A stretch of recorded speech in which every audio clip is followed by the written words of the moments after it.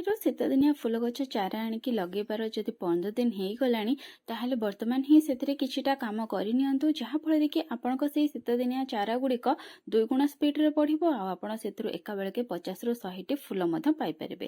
ପ୍ରଥମେ ତ ଗଛର ପିଞ୍ଚିଂ କରିନିଅନ୍ତୁ, ଉପର ଟିପ୍ରୁ ଧରିକି 2ଟି ବା 3ଟି ପତ୍ରକୁ ଏଭଳି ଭାବେ ଛିଡ଼େଇ ନିଅନ୍ତୁ, ଯାହାଫଳରେ କି ଆପଣ ଯେଉଁଠୁ ଛିଡ଼େଇଥିବେ ତା ତଳକୁ ଯେଉଁ 1-2ଟି ଗଣ୍ଠି ଥିବ ସେଇଠୁ ନୂଆ ନୂଆ ସବୁ ଡାଳ ଆସିବ ଆଉ ଆପଣଙ୍କ ଗଛଟି ଅଧିକରୁ ଅଧିକ ବୁସ୍ତି ହେବ।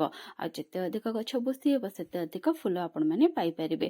ପ୍ରତି 10ରୁ 15 ଦିନରେ ଥରେ ଲେଖେ ଯଦି ଗଛରେ ଆପଣ ପିଞ୍ଚିଂ କରିବେ ତାହେଲେ ଆପଣଙ୍କ ଗଛଟିରେ ଅଧିକରୁ ଅଧିକ ଡାଳ ଆସିବ ଆଉ ଅଧିକରୁ ଅଧିକ ଫୁଲ ଆପଣ ନେଇପାରିବେ। ପିଞ୍ଚିଂ ବା ପ୍ରୁନିଂ ଆପଣ ସବୁ ପ୍ରକାର ଶୀତଦିନିଆ ଫୁଲ ଗଛର ଚାରାରେ କରିପାରିବେ। ଯେକୌଣସି ଚାରା ହେଉନା କାହିଁକି, ପିଟୁନିଆ, ଡାଇନ୍ଥସ୍, ଡାଲିଆ ସବୁ ପ୍ରକାର ଚାରାରେ ପ୍ରାୟ କରିପାରିବେ। ଏହାପରେ ତାକୁ ଖତ ଦେଇଦିଅନ୍ତୁ। ଏଇଠି ଖତ ଦେବା ପାଇଁ ମୁଁ 2 ମୁଠି ଗୋବର ଖତ, 2 ଚାମଚ ନିମ ପିଡ଼ିଆ ଆଉ 1 ଚାମଚ ଚାହା ପତିର ଖତ ନେଇଛି। ୟାକୁ ଭଲ ଭାବେ ମିକ୍ସ କରିକି ଆପଣ ଯଦି ପ୍ରତି 15 ଦିନରେ ଗୋଟେ ଥର ଲେଖେ ଆପଣଙ୍କ ସବୁ ଶୀତଦିନିଆ ଚାରାରେ ଦେବେ ତାହେଲେ ଆପଣଙ୍କ ଚାରା ଗୁଡ଼ିକରେ ବହୁତ ସୁନ୍ଦର ଭାବେ ଗ୍ରୋଥ ଆସିବ ଆଉ ବହୁତ ସୁନ୍ଦର ଭାବେ ଫୁଲ ମଧ୍ୟ ଫୁଟିବ।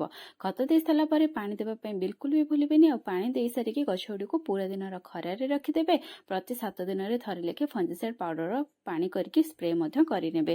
ଏହିସବୁ କଥା ପ୍ରତି ଯଦି ଆପଣମାନେ ଧ୍ୟାନ ଦେବେ ତାହେଲେ ଆପଣମାନଙ୍କର ଯେଉଁ ଶୀତଦିନିଆ ଚାରା ଥିବ ସେଥିରୁ ଆପଣ ଢେର ସାରା ଫୁଲ ଶୀତ ଦିନରେ ପାଇପାରିବେ। ଆଉ ହଁ, ଏଥିରେ ଯଦି ଆପଣଙ୍କର କିଛି ପୋକ ଲାଗୁଛନ୍ତି ତାହେଲେ ଇନସେକ୍ଟିସାଇଡ୍ ସ୍ପ୍ରେ କରିପାରିବେ। ଯଦି ପୋକ ଲାଗି ନାହାନ୍ତି ଆଉ ଆପଣ ଚାହୁଁଛନ୍ତି ସେଥିରେ ବିଲକୁଲ ବି ପୋକ ନ ଲାଗୁ ତାହେଲେ ନିମ୍ ଅଏଲ ମଧ୍ୟ ସ୍ପ୍ରେ କରିପାରିବେ।